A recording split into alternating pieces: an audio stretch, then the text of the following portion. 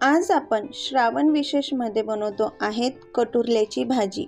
ही भाजी तुम्हाला पावसाळ्यात साधारण 1-2 महिने बघायला मिळते। अगदी पौष्टिक गुणधर्म असलेली ही कटुरल्याची भाजी डाळ घालून कशी बनवायची ते बघणार आहोत। तर चला लगेच रेसिपीला सुरुवात करूया। नमस्कार, मी शीतल मॉम्स किचनमध्ये आपले खूप खूप स्वागत करते। इथं मी पाव किलो इतके कटोरले घेतलेले आहेत। हे आधी पाण्याने स्वच्छ धुवून घेतलेले आहेत। या भाजीला बऱ्याच भागांमध्ये वेगवेगळ्या नावांनी ओळखलं जातं। तुमच्याकडे काय म्हणतात या भाजीला हे मला कमेंट्स करून नक्कीच कळवा। आता या भाजीसाठी आपण इथं एक छोटी वाटी इतकी मुगाची डाळ घेतलेली आहे। इथं तुम्ही तुरीची डाळ किंवा हरभऱ्याची डाळ सुद्धा वापरू शकतात, पण प्रत्येक डाळ शिजवण्याची पद्धत ही वेगळी असते। तर इथं मी ही डाळ स्वच्छ धुवून घेतलेली आहे। आता हिला अर्धा तास पाण्यात भिजत ठेवते। तोपर्यंत आपण हे कटुरले कापून घेऊया। तर इथं मी हे मासोळीच्या आकारामध्ये हे कटुरले कापून घेते आहे। बरेचदा हे कटुरले आतून याच्या बिया लाल असतात, तर काही हरकत नाही, बिया असू दिल्या तरी चालतील, तुम्ही काढून घेतल्या तरी सुद्धा चालतील। तर इथं मी बाकीचेही पटापट हे कटुरले मासोळीसारखे कापून घेते। इथं हे सर्व कटुरले कापून तयार झालेले आहेत। आता आपण ह्या भाजीसाठी लागणारा मसाला बनवून घेऊया।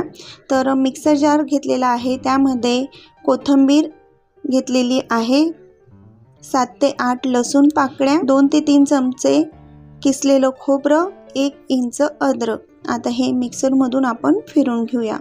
तर बघा इथं आपलं हे भाजीचं वाटण तयार झालेलं आहे। तर लगेच फोडणीला सुरुवात करते। पॅनमध्ये 2 पळी इतकं तेल टाकून घेते। तेल छान गरम झालं का लगेच यात मी 1 चमचा इतकं जिरं टाकून घेते। जिरं छान तडतडल्यानंतर यात आता मिक्सरमधून काढलेलं वाटण सुद्धा टाकून घ्यायचं आहे। हे वाटण तेलामध्ये छान परतून घेते। इथं हे वाटण बघू शकतात, तेल सोडायला सुरुवात झालेली आहे, म्हणजे परफेक्ट आपलं हे वाटण तेलामध्ये परतून झालेलं आहे। आता यात काही मसाले घालूया। तर इथं 1.5 चमचा लाल तिखट, अर्धा चमचा हळद, 1 चमचा गरम मसाला आणि 1 चमचा इतकं धना पावडर टाकून घेतलेला आहे। इथं मी छोटा चमचा वापरलेला आहे। आता हे सर्व मसाले तेलामध्ये परतून घेते। 2 मिनिटं परतून घेतल्यानंतर यात आता आपल्याला कापून घेतलेले कटुरले हे टाकून घ्यायचे आहेत। आणि आता हे कटुरले आपण मसाल्यांमध्ये व्यवस्थित मिक्स करून घेऊया। इथं हे व्यवस्थित मिक्स झालेले आहेत, बघू शकतात।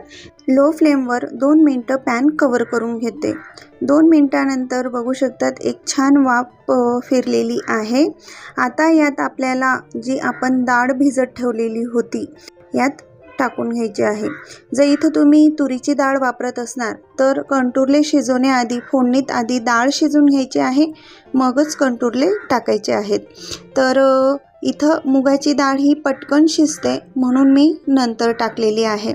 तर आता डाळसुद्धा व्यवस्थित मिक्स करून झाल्यानंतर साधारण 7 ते 8 मिनिटं लो फ्लेमवर झाकून ठेवूया। 7 ते 8 मिनिटानंतर बघू शकतात इथं ही परफेक्ट अशी कटुरल्याची भाजी तयार झालेली आहे। आता यात मी चवीनुसार मीठ टाकून घेते।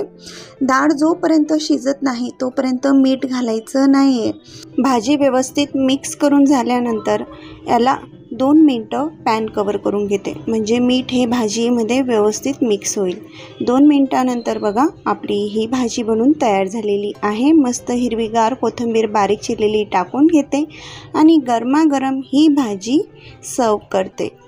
मग तुम्हीही बनवून बघता आहेत ना ही डाळ घालून बनवलेली कटुरल्याची भाजी, अगदी वेगळ्या पद्धतीने आणि भन्नाट चवीमध्ये।